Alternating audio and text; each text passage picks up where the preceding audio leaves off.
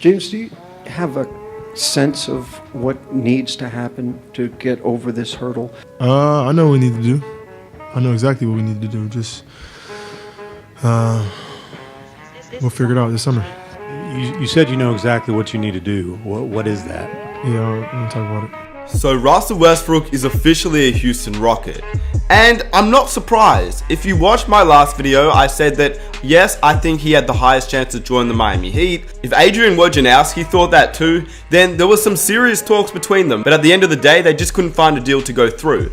But if you continue to watch that video, I also said that unless the Miami Heat only trade Winslow and Derrick Jones Jr. as their young pieces, they're not going to get a trade through for Russell Westbrook. Justice Winslow, Derrick Jones Jr. Those are the young pieces that they would be willing to trade away. And if you're the Thunder, it's at that point where you either have to accept that or the Miami Heat trade will probably not even happen. Because we all know how stubborn Pat Riley is. He normally gets what he wants or he just leaves the deal and nothing happens. He didn't even give Dwayne Wade, the guy that is basically Miami, his money due to him actually being old, and that's why he left in the first place. Pat Riley is the guy that if it's not on his terms, he does not make a trade. And if you follow me on Twitter, I was starting to realize that a trade probably wouldn't go through. I tweeted this. In the video previously, I said 5 teams that Russell Westbrook could join, and one of them was the Houston Rockets. I kind of just threw them in there as I really thought it would be cool to see Westbrook and Harden together, and I assumed that that would be one of the teams on Westbrook's destination list, but I didn't really believe it would happen. Now that it's happened, it's going to be very exciting to watch. Before we get started, I really want to know what you guys think about this trade. Do you think that this trade alone can still make the Houston Rockets a top 3 seed? We're obviously going to discuss that in this video, but I really want to know what you guys think down below. What do you think that this trade does for the Houston Rockets? And if you enjoy these types of videos, be sure to smash that like button for more videos. And if you're new around here, be sure to hit that subscribe button for daily NBA content. And let's get into the video. So what does this trade really mean? Not only for Chris Paul and Russell Westbrook, but for the Oklahoma City Thunder, the Houston Rockets, and also the Miami Heat, because they were known as the biggest suitors for Russell Westbrook, and now that they miss out on him, what is next for all of these 3 teams? First of all, whether I believe that this is a good fit or not, I am so excited to watch Westbrook and Harden together once again. It's just going to bring back so many memories, and also it's just going to be insanely fun to watch. You think this thing would work? I like James and Russ. It all matters what you put around them. Same thing with KD and AD. It matters what you put around them. You know these 2 guys going to show up and do their job. What can you put around them? Now, a lot of you guys are here because you want my opinion on how I think Russell Westbrook and James Harden will play together. This time, they're a different duo to how they played originally, where James Harden was the point guard coming off the bench as the 6th man, and he still ran the offense and had a high usage rate, but it wasn't the James Harden that we know today. And obviously, he is not coming off the bench, and he is the star player of a Mike D'Antoni ran offense. But Russell Westbrook and James Harden, simply by looking at their past stats together, show a scary upside of what they could be in the season of 2019 and beyond. Prior to James Harden leaving the Oklahoma City Thunder, he was a very good 6th man that was able to coexist with Westbrook and obviously Kevin Durant while still posting strong numbers and obviously being still the 3rd option on a team even as the 6th man. So let's go back to the 2011-2012 season, which gives us a glimpse of what this 2019-2020 season may be. Now, I'm using an article from heavy.com, which I can link down below if you guys want to read it, but this article basically breaks down how they played together. So the first year in which Westbrook and Harden teamed up was in 2009-2010, which was obviously James Harden's rookie season. In his first 2 seasons, he just averaged 9.9 points and then 12.2 points per game in his first 2 seasons, only logging around 23 minutes and 27 minutes. Westbrook obviously was a better player as he was older and more experienced. He posted numbers of 16 and 8 and then 22 and 8 over the 2-year stretch. But even in their final season together, whilst Kevin Durant was the main guy averaging 28 points per game, Westbrook Westbrook was still 23.6 points per game, and Harden was still around 17 points per game. So from a scoring standpoint, they were very, very good, and it turned out that they could all play together, all three of them, but we know what happened with OKC there. Obviously, with James Harden leaving the team, it freed up more for Russell Westbrook and obviously for Kevin Durant, and they obviously turned into MVP candidates, and so did James Harden. But had it been Kevin Durant who left, let's say as an example, and it was Westbrook and Harden, you can just imagine how that system and their offense would have ran. Harden would have been still the point guard, and Westbrook would have been like a slashing shooting guard, even at his height of 6'3" and being undersized compared to James Harden. And I think that's a similar way to how it will be in OKC. Even if Westbrook plays the point and he drives in, Harden is a great offensive talent that can hit the shot at any point, even on a catch and shoot.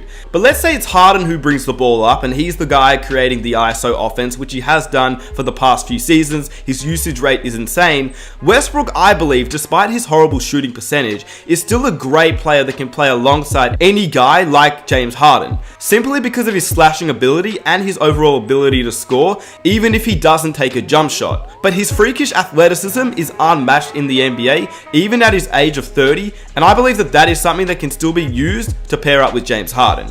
And at the end of the day, like Steven Jackson said, I believe if you have two former MVP candidates on the same team, it really just depends on how you build the rest of their team to support those two guys. At the end of the day, the Rockets general manager, Daryl Morey, had to swing for the fences and hope that Westbrook would be a better fit than Chris Paul. Now, the fit on paper is not a better fit, as Westbrook is a worse shooter, but at the same time, Westbrook is also younger, more athletic, and has played with James Harden before. And when he played with James Harden before, even in his short stint in OKC when he was there, they worked well together. So a swing for the fences may be a good opportunity to see how they play next season, and I believe that they can still be a competitive team and still have a chance to win a title. I believe that both players will post up great numbers, and I believe honestly, James Harden is not a stupid player. He can adjust his game to become more of a catch and shoot player and have a little bit less of a usage rate, and I believe if that is the case, they will be very good next season.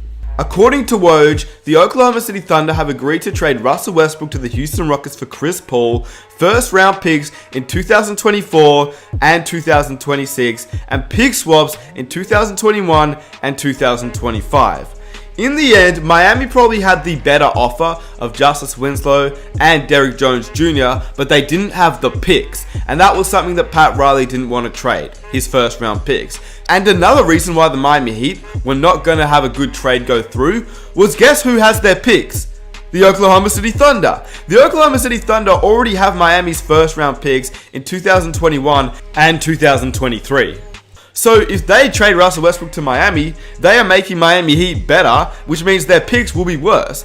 Plus, the Miami Heat didn't want to give up their future picks, which means that the Houston Rockets obviously, in the end, had more picks, which is simply what the Oklahoma City Thunder want. And this leaves the Oklahoma City Thunder with an insane amount of picks, and even a guy like Shai Gilgeous-Alexander to build around, and they are set for the future. As for the Houston Rockets, this is the team that basically replaces Chris Paul with Russell Westbrook. And I've made a video about who could be on the move, and one of them was Chris Paul, and we kind of all knew that Chris Paul's time in Houston was going to be limited. Now, what happens from here? Where is Chris Paul going to end up? Because more than likely, Woj stated that they are trying to attempt to get Chris Paul to a preferred third team. Now, this is pretty big, as the Oklahoma City Thunder would obviously not waive Chris Paul, as he's obviously on a huge contract and would not make any sense to waive him. Plus, they can obviously get assets for him, which is exactly what they're going to do, and they don't plan to keep him in the near future, which means that he would most likely be on a new team next season. But which team could he end up on? No team is really going to trade for Chris Paul. He's owed around $125 million over the final 3 years of his contract. But now that Westbrook is in Houston, I could see Miami going for Chris Paul, even though he is an aging player. And obviously he's on a lesser contract than Russell Westbrook, but his contract is still huge. He's older, but if you pair Chris Paul with Jimmy Butler, it's not bad for a few seasons in Miami. And that was a team that I originally thought Chris Paul could end up on. I believed he could have ended up in Miami. And the thing is, he is one of those guys that would want to play in Miami. And because the Miami Heat do not have to give up as much for Chris Paul than they would for Russell Westbrook, it means they would actually have the assets to now give up for Chris Paul. But who are a few other teams that Chris Paul could end up on? Number 1, the Orlando Magic. Number 2, the Detroit Pistons. Number 3, basically all the teams that were originally going for Russell Westbrook now have the chance to get a point guard and get a guy like Chris Paul. But it's just up to them if they want to pay for his huge contract on their salary cap and see how well he plays at the age that he is. And we did know about the issues between Harden and CP3 that obviously were pushed down, but there was always some issues and we could see it on court. There were times that you could tell these two players were a little bit heated with one another. So now, having Westbrook and Harden together, who actually had a long time of playing together, which obviously means they have experience together, plus they are great friends, I think this can only be a good thing for the Houston Rockets. I think they're going to enjoy it more, and I think that Harden and Westbrook, the two MVP candidates from just a few seasons ago, is still a very, very good duo. And I think that Westbrook, in a new system and in a new offense, outside of what Billy Donovan did, I feel like it really just gives him a chance now to start over and just see how he plays as a whole. It's not so dissimilar from what he had in OKC with an MVP candidate like Paul George. Now it's just James Harden, and a big man like Steven Adams, which is just Clint Capella. But in terms of the depth, I think this is a bit better depth. You've got Eric Gordon as a 6th man, you've still got PJ Tucker. I really do like this team, and I think they can be a good team still in the Western Conference, even up against the Lakers, the Clippers, the Utah Jazz.